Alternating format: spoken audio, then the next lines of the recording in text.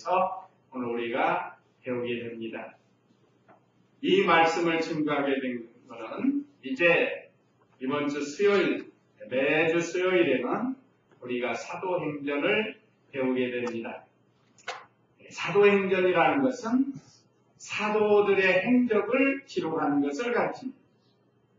특별히 주님의 복음을 전파하기 위한 그 사도들의 행적, 그걸 자세히 기록한 것이 바로 이 사도행전입니다. 그래서 이번에 사도행전을 통해서 우리가 많은 은혜를 받고 우리도 나아가서 복음을 전해서 하나님의 뜻을 이루어드리고 또 택한 백성들을 구원하는 일을 우리가 힘써 행하도록 해야 되겠습니다. 자, 그러면 오늘 주일 오전 예배 말씀 요약 참조하시면 첫째, 기록자, 장소, 연대, 수신자, 기록 목적. 이것은 사도행전을 기록한 사람과 어디서 기록했는가, 기록한 연대는 언제쯤인가, 그리고 오늘 본문에 보면 수신자가 나오는데 그 수신자, 그 다음에는 기록 목적. 여기는 기록 안 됐지만 이 사도행전의 제일 중요한 요절이 이렇게 기록이 되어 있습니다. 그 다음에 두 번째는 1절로 3절. 누가가 데오빌로에게 보낸 서두. 기록자는 누가니까 수신자는 데오빌로입니다. 그런데 누가가 데오빌로에게 보내는 이 사도행전 서두를 어떻게 기록했는가? 그게 1절에서 3절이고요. 그 다음에 세 번째는 부활하신 예수님의 분노. 오늘 4절에서 8절까지 기록이 됐고, 또 네 번째는 예수님 승천과 재림 약속인데 이건 아마 다음 시간에 증거하도록 하겠습니다. 자, 그러면 1절 읽어보세요.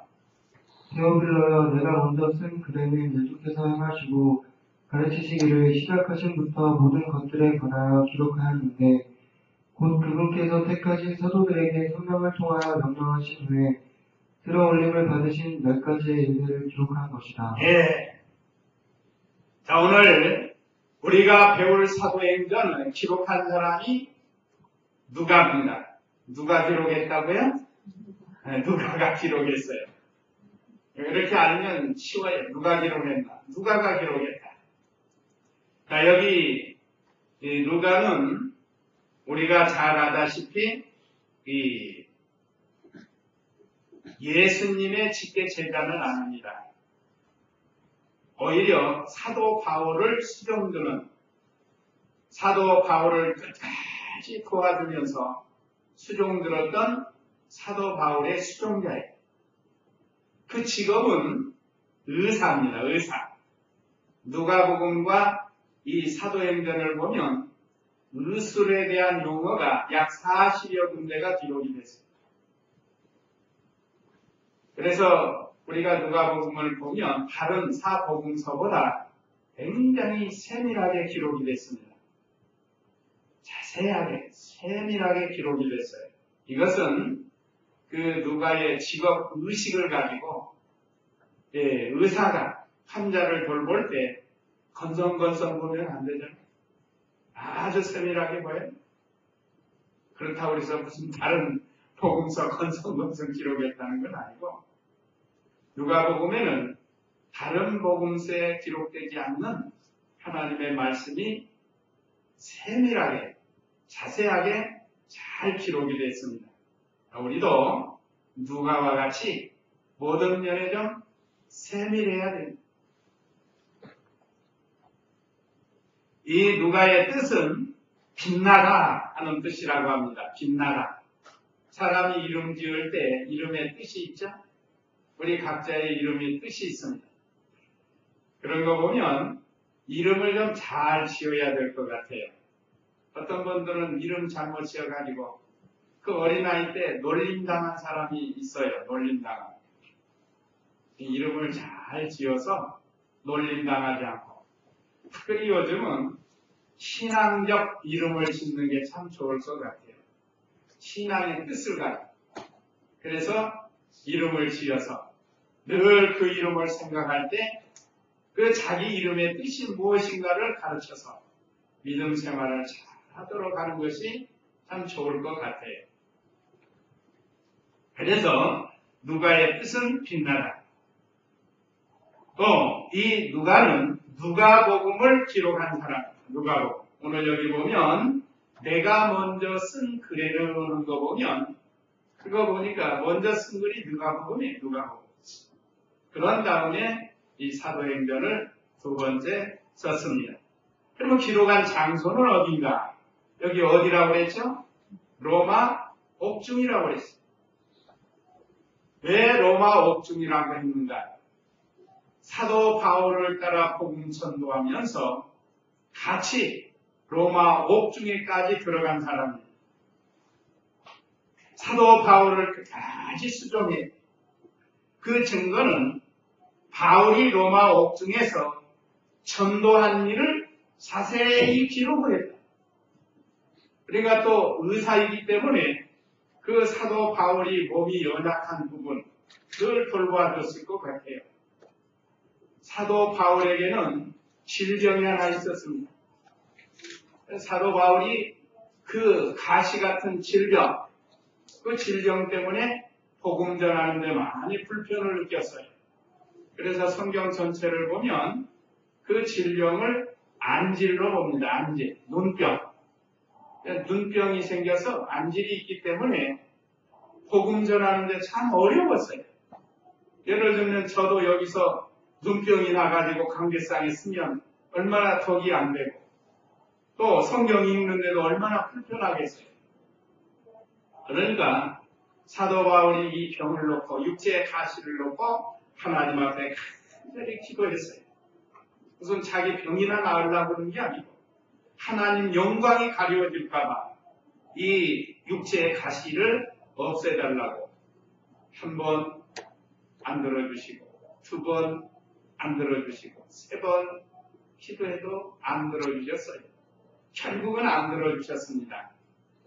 사도 바울은 다른 사람의 병자를 고치기도 하고 심지어 죽은 자를 일으키기도 했던 그런 능력을 가진 바울이지만 자기 병은 못 고쳤어요. 얼마든지 자기 눈에다 손을 얹고 안수도 할 수 있을 거 아니에요? 그런데 하나님께서 내 은혜가 내게 족하다. 자고하지 않게 하려고 다 주신 게 아니에요. 오늘날도 우리 성도들에게 다 주는 게 아닙니다. 부족한 게 있어요. 그것을 은혜로 만족하는 바울과 같은 그런 신앙이 돼요. 그렇기 때문에 누가가 까지 따라다니면서 심지어 옥중에까지 따라가면서 이 오늘 사도행전을 기록하게 됐다는 거예요. 그래서 이 바울이 로마 옥중에서 전도한 일을 자세히 기록했지만 그 후에 바울이 재판받는 것이나 또 재판 후의 일들은 기록이 되지 않았습니다. 사도행전에 보면. 그래서 이 로마 옥중에서 기록했던 것으로 보게 되는데 한번 성경 말씀 28장, 사도행전 28장 30절, 31절 읽어보세요. 마지막 사도행전 28장 30절, 31절. 바울이 2년 내내 자신의 셋집에 머물면서 자기에게 오는 일을 다 영접하여 하나님 나라를 선포하고 주 예수 그리스도에 관한 것들을 아무런 방해도 받지 않고 담대하게 가르쳤다. 예, 읽어보세요. 바울이 2년 내내 자신의 셋집에서, 이 당시 이 감옥에 있는 건 조금 이렇게 어느 집에 말하자면 감금이 되어가지고 요즘 우리가 말하는 이런 감옥, 철창 있는, 홍밥 먹는 그런 감옥이 아니고 좀 이렇게 자기 셋집과 같은 곳에서 이렇게 있으면서 말하자면 로마 정부로부터 그 감시를 받는다. 그런데도 그 찾아오는 사람에 대해서 하나님의 말씀을 증거해 준 것을 오늘 이 누가가 자세히 기록했다. 그런데 이후의 사건은 기록이 안 됐다는 거죠. 그래서 로마 옥중으로 보고 그 기록 연대는 주후 62년경으로 보는데 주후 62년경으로 보는 것은 바울이 로마 옥중에 있던 2년 동안을 계산해서 그래서 62년경으로 봅니다. 그래서 주후 62년경. 수신자는 이 편지를 보낸 편지라고 하니까 우리가 일반 편지로 생각하면 안 돼요. 이거는 성령의 감동을 받아서 하나님의 말씀으로 데오빌로에게 보낸 겁니다. 그럼 이 데오빌로는 어떤 사람인가? 이 사람은 하나님의 사랑하시는 자라는 뜻이라고 그래요. 이름이 좋죠? 하나님이 사랑하시는 자. 참 좋은 것 같아요. 누가복음에서는 각하라고 했습니다. 각하. 한번 누가복음 1장 1절 한번 읽어보세요. 누가복음 1장 1절 말씀. 많은 이들이 우리 가운데서 이루어진 사실들에 대하여 차례대로 정리하려고 시도하였으며 처음부터 말씀의 목격자이며 일꾼된 자들이 우리에게 전해주었던 그대로 나도 그 모든 것들을 처음부터 자세히 살펴보았으므로 데오빌로 가깝게 차례대로 써 보내드리는 것이 좋겠다고 생각하였습니다. 예, 4절에도 이는 각하께서 그거 보면 각하예요. 각하. 요즘도 우리나라도 옛날에 각하 하는 것은 왕족 또는 황족, 귀족들에게 붙여지는 그런 호칭입니다. 이거 보면 데오빌로는 고위관리, 로마 정부의 고위관리 또는 황족이 있지 않을까 그렇게 생각이 됩니다. 누가가 이 각하라는 명칭을 쓴 거 보면. 그런데 이 사람이 예수님을 영접해요. 예수님을 영접해요. 이 당시에 이렇게 높은 관직에 있는 사람이 이 예수님을 믿는다는 것은 아주 어렵고 희귀한 일인데 이 데오빌로가 그 길을 걸어간 거예요. 이게 하나님의 큰 은혜를 받은 겁니다. 뭐 허다한 사람들이 믿는 그 때와 믿기 어려울 때 믿는 그 사람 얼마나 소중하겠어요. 지금도 기업하는 기업주가 예수님을 잘 믿으면 그 모든 직원들에게 복음에 입각해서 믿음의 양심을 써서 믿음을 써서 인도하니까 좋은 거예요. 그런 사람 만나면 우리 일반 성도들이 믿음 지키기가 좋아요. 예수 믿지 않는 사람은요, 취가 다 일시키려고 그러고, 뭐 자기 욕심 채우려고 그러고 그러는데, 믿음이 좋은 사람은 그렇지 않다는. 그러니까 우리가 이 주일 지키는 것만도 얼마나 감사한가. 이렇게 우리가 생각할 수 있는데, 그렇다고 하면 이제 사도행전의 요절, 오늘 우리가 교독한 1장 8절입니다. 구역에는 오직 성령이 너희에게 임하시면 너희가 큰 능을 받고 예루살렘과 온 유대와 사마리아와 딱 끝까지 이르러 내 증인이 되리라. 될 것이라가 아니고 되리라. 그리스도의 증인. 요즘 이단 중에는 무슨 증인이죠? 여호와의 증인이죠. 여호와의 증인. 우리는 그리스도의 증인이 되는 거예요. 그리스도의 증인. 앞으로 되는 것이 아니고 예수 믿는 순간 우리는 성도로서 그리스도의 증인이 되는 겁니다. 예수 믿는 사람에게는 성령이 임한 거예요. 성령이 임하지 않으면 예수 못 믿습니다. 예수 믿는 사람은 성령이 임한 거고 성령이 임한 사람은 예수님을 믿게 된 거죠. 그래서 오늘 이 사도행전에 여러 귀한 말씀이 있지만 우리 사도행전 전체 요절은 바로 이 1장 8절입니다. 이따 좀 더 설명하기로 하고 그 다음에 기록 목적이 있습니다. 목적. 사도행전을 기록하게 된 그 목적. 세상에 목적 없는 것이 없다고 그랬죠? 이 나무는 왜 이렇게 자랐을까? 오늘 우리 중마동체에 나와서 이렇게 성전에서 아름다움을 보여주는 것. 성도들의 마음을 기쁘게 해주는 것. 이게 얼마나 기쁜 거예요. 이게 만약에 술집 같은 데가 있고 우상 숭배하는 데가 있고 그런다고 하면 이 자체가 얼마나 탄식을 할까. 물론 이성이 없어서 탄식하는 건 아니죠. 그러나 이 식물들도 탄식한다고 말씀이 있어요. 로마서 9장에. 더군다나 만물의 영장인 우리 사람이 예수님을 믿었으니 얼마나 영광스러운 거예요. 예수 믿지 않는 사람들 이제 크게 탄식할 날이 옵니다. 그러니까 죽기 전에 예수님을 영접해야 영광스러운 자리에 들어가는. 자, 저와 우리 성도님들은 이미 영광스러운 하늘에 들어간 거예요. 얼마나 감사한 일입니다.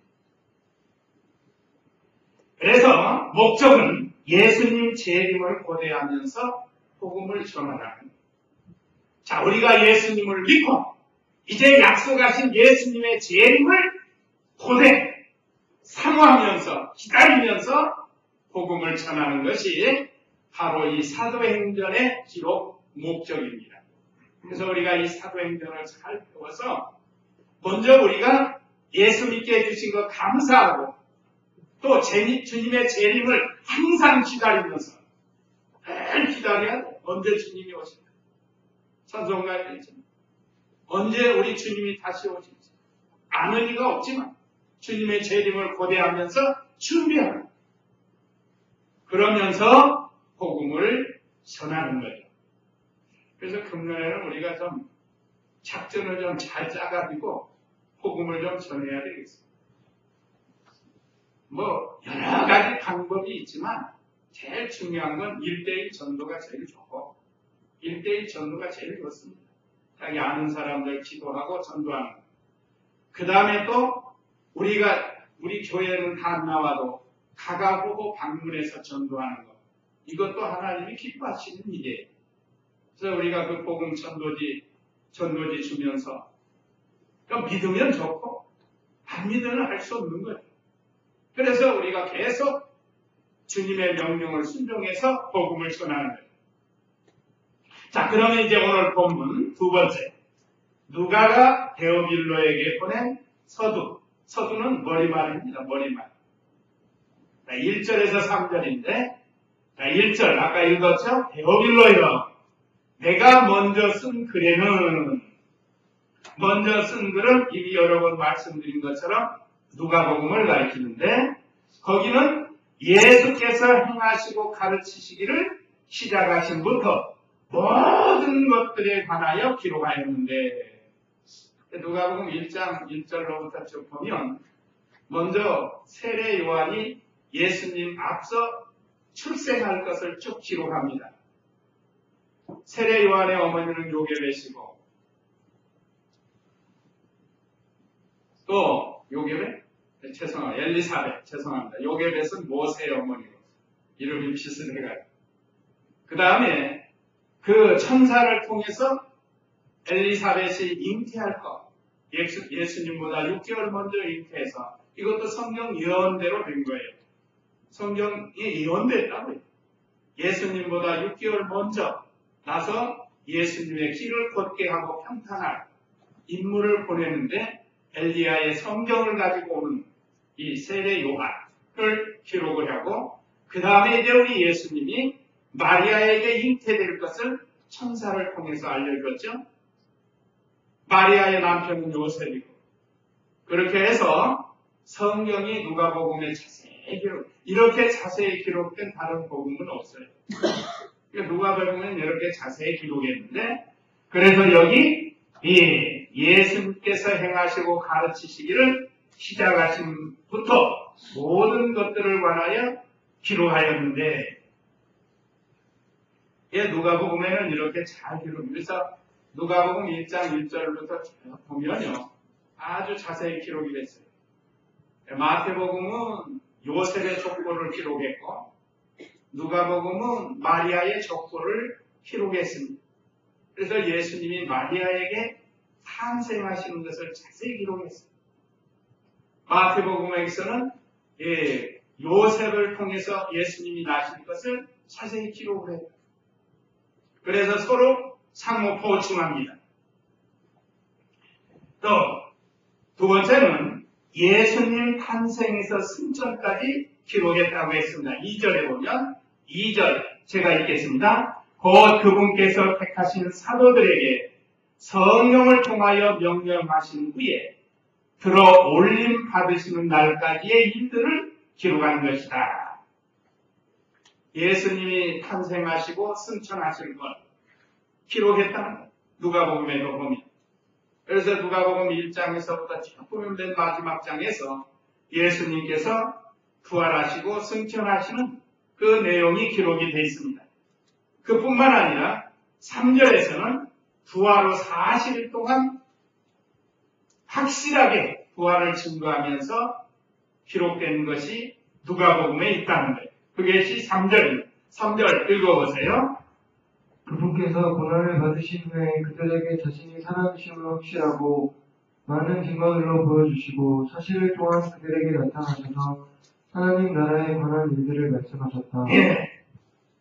자, 우리 예수님께서 고난을 받으시고 이 고난은 누구 때문에 받은 고난이라고 했죠?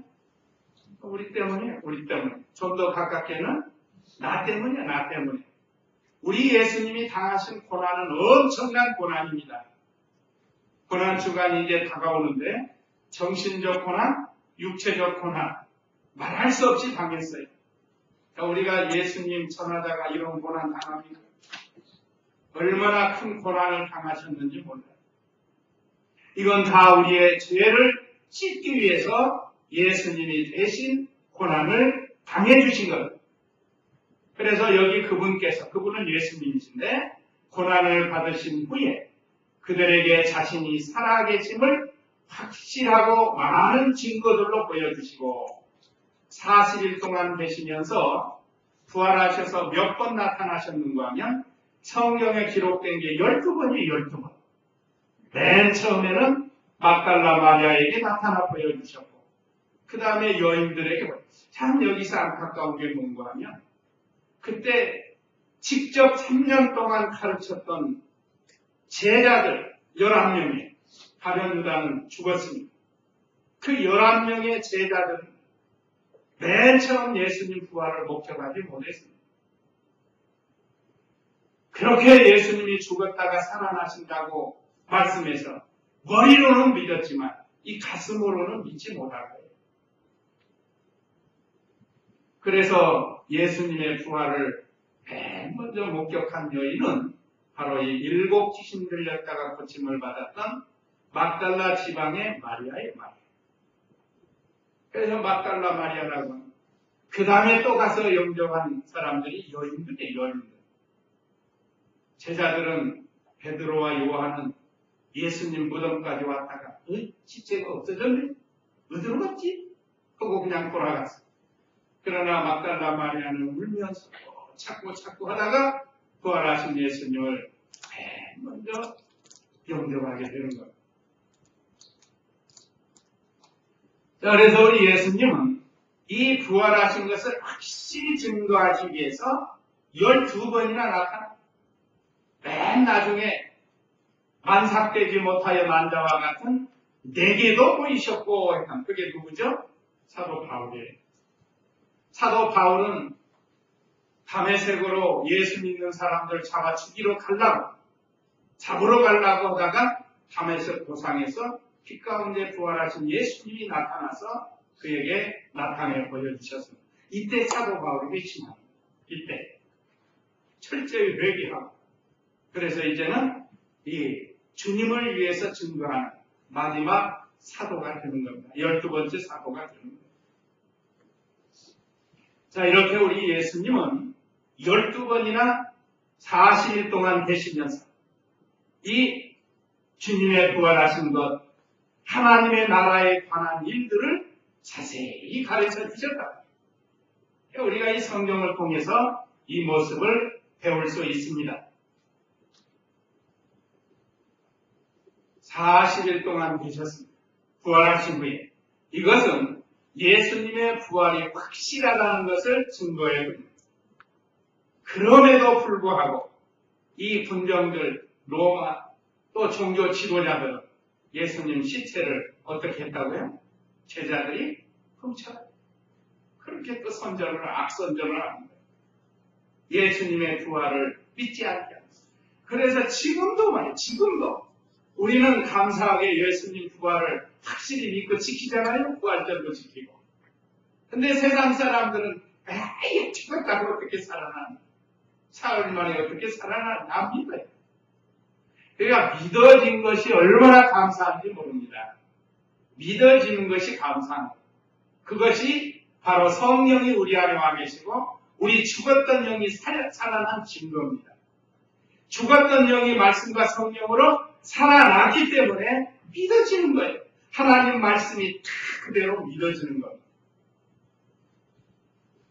지금 우리가 새벽에 창세기를 배우는데 얼마나 신기하게 능력으로 지혜로 창조하시는지 몰라요. 인생이 어디서 와서 또 이 만물이 어떻게 생겼고 그걸 다 우리가 창세기를 통해서 배우는 겁니다. 그게 다 믿어지는 거예요.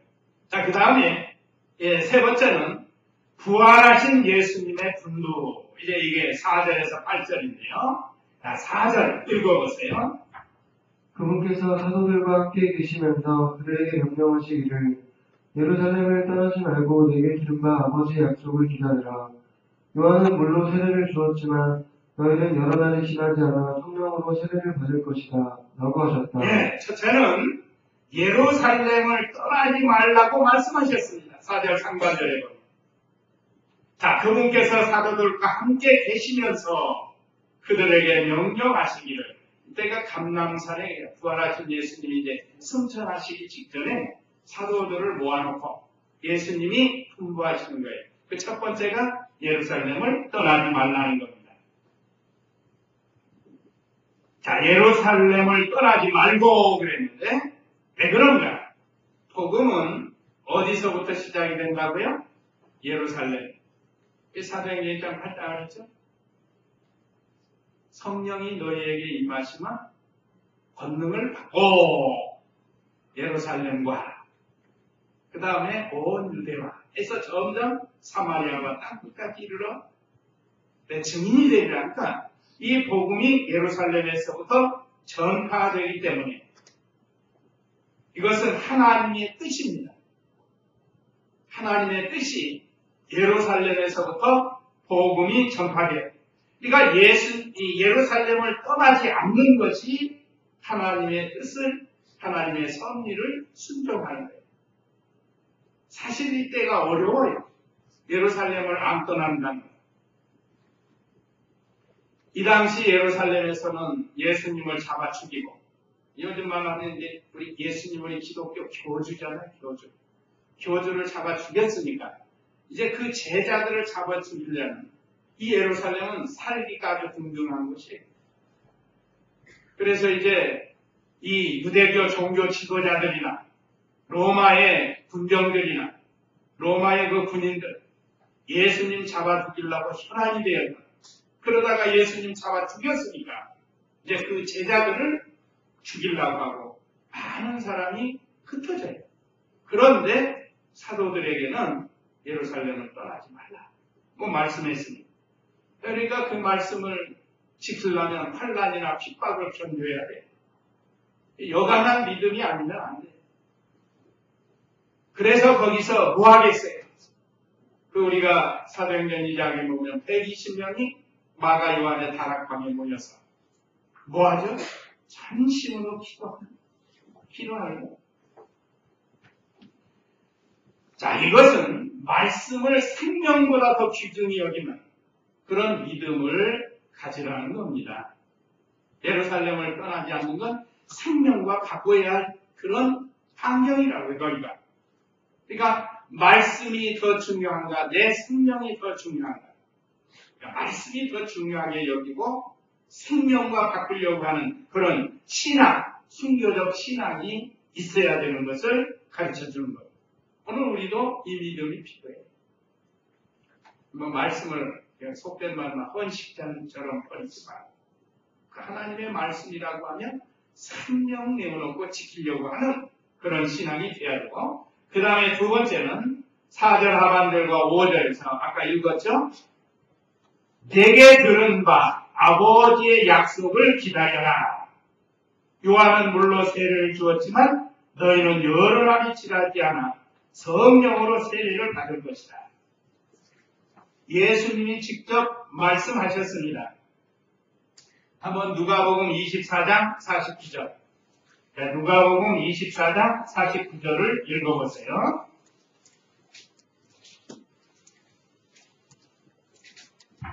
보아라, 내가 내 아버지께서 약속하신 것을 너희에게 보낼 것이니 너희는 하늘로부터 능력을 입을 때까지 이 성읍에 머물러 있어라. 예수님이 승천하시면서 명령하신 거예요. 보아라, 내가 내 아버지께서 약속하신 것을 너희에게 보낼 것이다. 너희는 하늘로부터 능력을 입을 때까지 이 성읍에 머물러 있어라.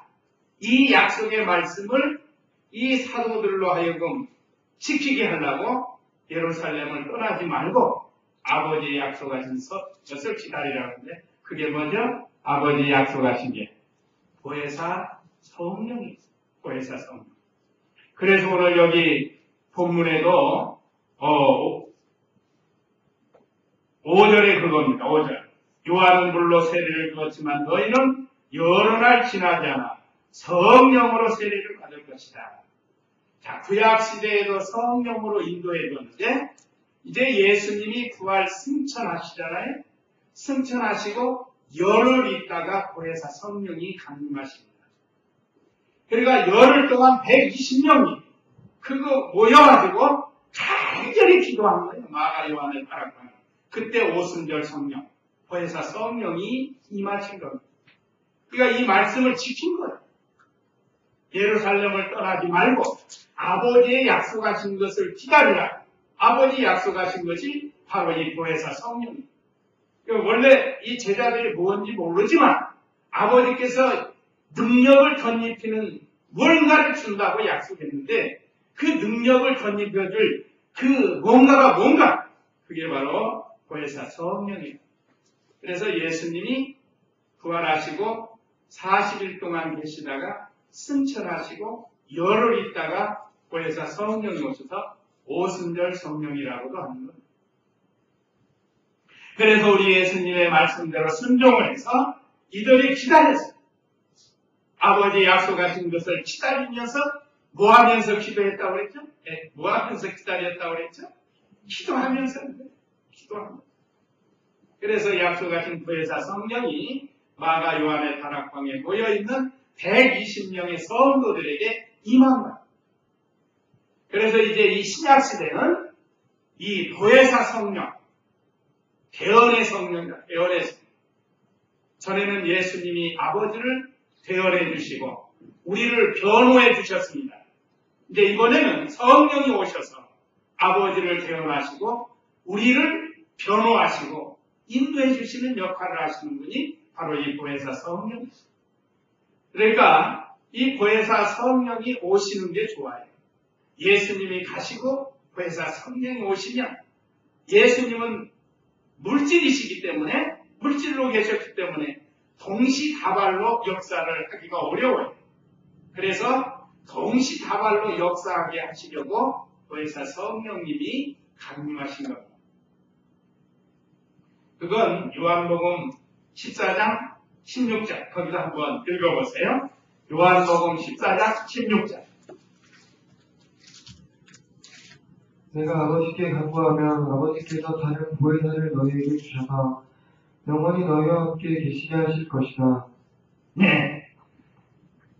내가 아버지께 간구하면 아버지께서 다른 보혜사를 너희에게 주셔서 영원히 너희와 함께 계시게 하실 것이다. 보혜사는 변호, 대언한다는 뜻입니다. 그동안 예수님이 이 일을 하시고 이제 다른 보혜사, 성령이 오시는 거예요. 그래서 16장 13절, 요한복음 16장 13절 읽어보세요. 그러나 그분 곧 진리의 영이 오시면 그분께서 너희를 모든 진리 가운데로 인도하실 것이니 이는 스스로 말씀하지 않으시고 오직 들은 것을 말씀하시며 앞으로 올 일들을 너희에게 알려주실 것이기 때문이다. 예, 이 말씀대로 이건 지금 예수님이 아직 십자가 지시기 전에 미리 말씀을 주신 거 아니겠어요? 거기서 성령이 오시면 우리를 진리 가운데로 인도해 주신다는 거예요. 그래서 오늘 이 시간도 우리를 보혜사 성령께서 진리 가운데로 인도해서 우리로 하여금 깨닫게 하시는 거예요. 근데 오늘 본문에 보면 성령께서 세례를 준다고 했죠. 세례. 그래서 세례 받을 때 보면 물 세례가 있고 성령 세례가 있습니다. 불세례.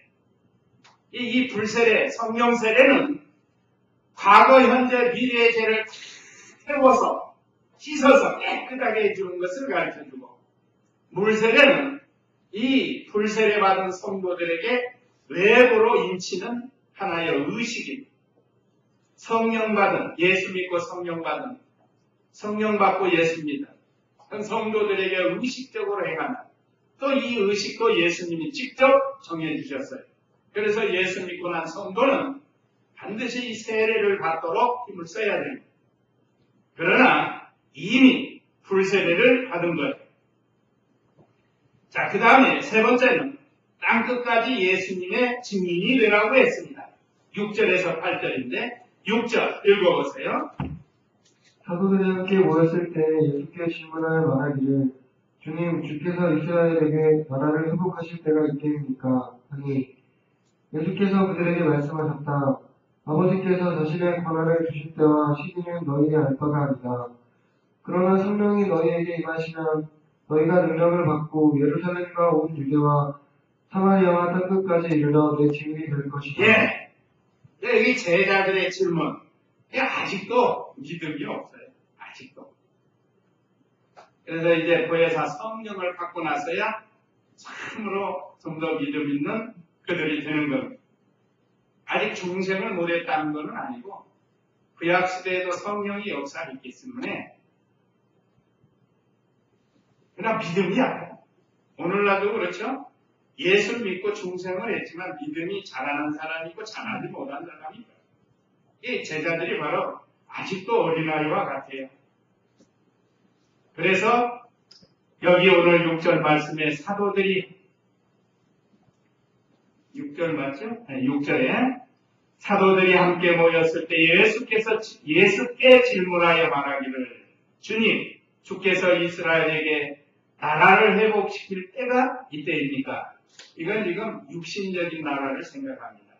예수님이 왕이 되고 나라가 세워지면 자기들은 좌의정, 우의정, 영의정, 각종 이 벼슬을 하려고 하는 그런 사상이에요. 그런 사상. 그러니까 그런 사상을 가지고 예수님께 질문을 한 겁니다.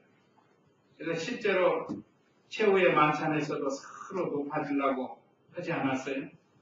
또 그 어머니들까지 동원이 돼가지고 자기 아들들을 예수님의 나라가 임하면 자의정, 우의정 시켜달라고 부탁하고 그런 일도 있어요. 아직도 지금 이 주님의 그 영적인 나라 거기에 대해서 잘 아직 깨닫지 못한 거예요. 그래서 이 말을 한 겁니다. 그러니까 예수께서 그들에게 말씀하셨다. 아버지께서 자신의 권한에 두신 때와 시기는 너희의 알 바가 아니다. 이 때와 아버지의 나라가 임하는 것은 예수님이 재림할 때 온전히 이루어지는 겁니다. 예수님이 재림하시면 온전히 이루어져요. 이제 모든 과거 옛것 다 새롭게 다 변화를 시켜나가요. 심판하실 거 심판하시고. 근데 그 때와 변화 시기에 대해서는 아버지 권한에 있다는 거예요. 그래서 그날과 그때는 아무도 모른다고 했죠. 오직 아버지만 아신다고 했어요. 예수님도 천사도 몰라. 그러니까 예수님이 언제 오실지 우리는 알 수 없지만 반드시 오신다는 것. 그것만 기억하고 우리가 늘 깨어서 준비해야 됩니다. 그러면서 그러나 성령이 너희에게 임하시면 너희가 능력을 받고 구역에는 권능을 받고 했습니다. 우리 이 목사님이 강조하시다가 이 말씀하실 때 꼭 이기선 목사님은 우리 이병규 목사님의 스승 목사님이신데 키가 잠깐 나가시고 머리는 좀 빡빡 깎고 그렇게 해서 복음을 전하신 분이래요. 사진을 보니까. 근데 그분이 이 복음을 전하실 때는, 이 말씀 전하실 때, 성령이 너희에게 임하시면 능력을 받고 이렇게 하는데, 그러면 뭐 얼마나 거기에 또 은혜가 넘친대요 또. 근데 그건 우리 이기선 목사님에게 주신 거고, 제가 이렇게 하지만 그때만큼 은혜는 없을까 합니다. 어쨌든 그렇게 말씀을 증거하십니다. 성령이 우리에게 임하시면 우리는 능력이 있습니다. 죄를 이기고 사망을 이기고 마귀를 이기는 능력을 바로 이 성령을 받을 순간에 이루어진 거예요. 근데 이걸 모르는 성도가 모르는 성도. 그래서 죽을까봐 걱정하고 또 지옥 갈까봐 걱정하고 그런 분들이 많아요. 예수 믿어도. 그러나 저와 우리 성도님들은 그래서는 안 되죠. 자, 이미 성령이 임하시고 예수님을 믿은 우리 성도는 다시는 지옥에 가지 않습니다. 지옥 갈 거 염려할 거 없어요. 왜 그런가 하면 마귀도 이겼죠. 죄도 이겼죠. 사망도 이겨버린 겁니다. 예수 믿는 순간. 이제 우리가 해야 할 일은 뭔가? 능력을 받았으니까. 예루살렘과 온 유다와 사마리아와 땅끝까지 이르러 주님의 증인이 되는 생활을 해야 된다. 반드시 성령이 임해야 능력을 받습니다. 성령이 임해야 그리스도의 참 증인이 될 수 있다는 거예요. 사람의 계획이나 결심이나 노력으로 되는 게 아니고 먼저 성령이 임해야 된다는 거예요. 그래서 성령의 권능을 힘입어야 그리스도의 증인이 될 수 있고 그래서 예루살렘과 유다와 사마리아와 땅끝까지 이르러서 증인이 될 수 있다. 이것은 점점 확장해 나가는 것을 가르칩니다. 자, 우리 개인도 좀 신앙이 확장돼야 되고 우리 교회적으로, 우리 교단적으로도 확장이 되어져 나가는 것이 하나님의 뜻입니다. 이 말씀에 의해서 오늘 이렇게 전 세계에 복음이 전파가 된 겁니다. 이제 아마 거의 다 전파됐을 거예요, 지금. 여러 아프리카 오지 같은 데도 다 찾아가서 이 복음을 전파하고 있습니다. 자, 그래서 오늘 이제 이 말씀을 마치면서 우리에게 주시는 교훈은 첫째는 보혜사 성령님 보내주신 것을 믿으라. 그래야 확실히 믿어야 돼. 보혜사 성령님을 보내주신 것. 그 다음에 예수님이 분부하시는 것을 기억하라. 잘 기억하고 그래서 순종해 나가는. 그 다음에 마침내 우리도 땅 끝까지 이르러서 주님의 증인이 되는 그리스도의 증인이 되는 우리가 되어야 돼요. 우리의 대적 여호와의 증인 거기에 져서는 안 돼요. 여호와의 증인들 보세요. 여호와를 말하자면 계속해서 전파하는 게 아니에요. 그들이 예수님을 안 믿어요. 그러니까 잘못된 거예요. 자, 오늘 우리에게 주시는 이 교훈을 생각하고 또 우리에게 주신 이 말씀 생각하고 앞으로 이제 매주 수요일에는 이제 다음 주에는 예수님 성천과 재림에 대해서 재림 약속에 대해서 우리가 배우게 되고 계속해서 사도행전을 통해서 은혜 받게 됩니다. 그래서 힘써서 은혜 받을 수 있도록 이 시간 우리 다 같이 이 말씀 기억하시고 다짐하시고 결심하는 그런 시간 되시기 바랍니다.